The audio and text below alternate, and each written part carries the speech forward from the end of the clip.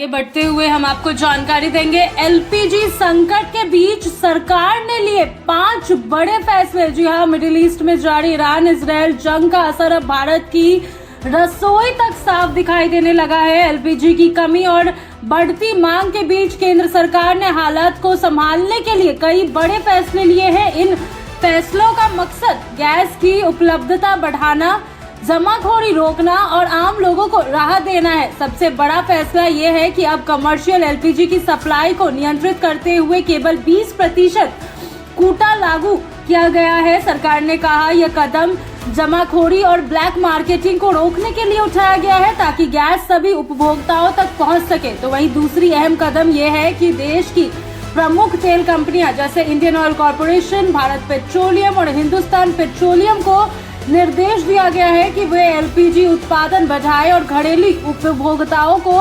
प्राथमिकता दें। इसके तहत रिफाइनरीज को अपने सभी गैस संस्थानों को एलपीजी उत्पादन में लगाने के आदेश दिए गए हैं। तीसरी फैसले के तहत जिन लोगों के पास पाइपेड नेचुरल गैस यानी पीएनजी कनेक्शन है, उन्हें एलपीजी सिलेंडर्स रखने या रिफिल कराने से रोक दिया गया है। इसका उद्देश्य सीमित गैस संशोधन और उन लोगों तक पहुंचना है जिनके पास कोई अन्य विकल्प नहीं है। चौथा बड़ा कदम यह है कि गैस बुकिंग सिस्टम में बदलाव किया गया है। अब एक सिलेंडर की डिलीवरी के बाद अगली बुकिंग के लिए समय सीमा बढ़ाकर 25 दिन कर दी गई है ताकि अनावश्यक स्टॉकिंग और घबराहट में बुकिंग यानी पैनिक बुकिंग को रोका जा सके। पांचवा महत्वपूर्ण फैसला ये है कि सरकार ने आपदा शक्तियों का उपयोग करते हुए गैस उत्पादन और सप्लाई को नियंत्रित करने शुरू कर दिया है।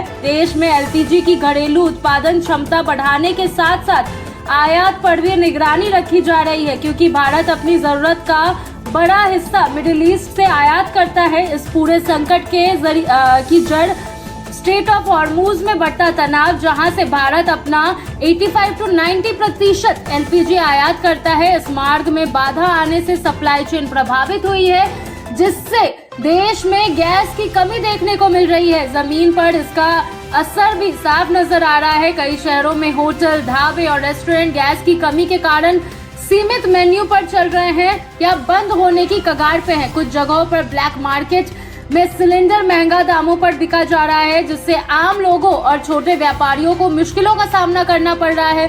सरकार का कहना है कि यह कदम अस्थायी है और जल्द ही सप्लाई सामान्य करने की कोशिश की जा रही है। हालांकि विशेषज्ञों का मानना है कि जब तक मिडिल ईस्ट में तनाव कम नहीं होता, तब तक ऊर्जा संकट का असर बना रह सकता है। कुल मिलाकर एलपीजी संकट ने यह साफ कर दिया है कि वैश्विक घटनाओं का सीधा असर आम आदमी की जिंदगी पर पड़ रहा है। सरकार का यह फैसला राहत देने की दिशा में महत्वपूर्ण कदम है, लेकिन आने वाले दिनों में हालात कैसे बदलते हैं, इस पर सभी की नजर टिकी हुई है।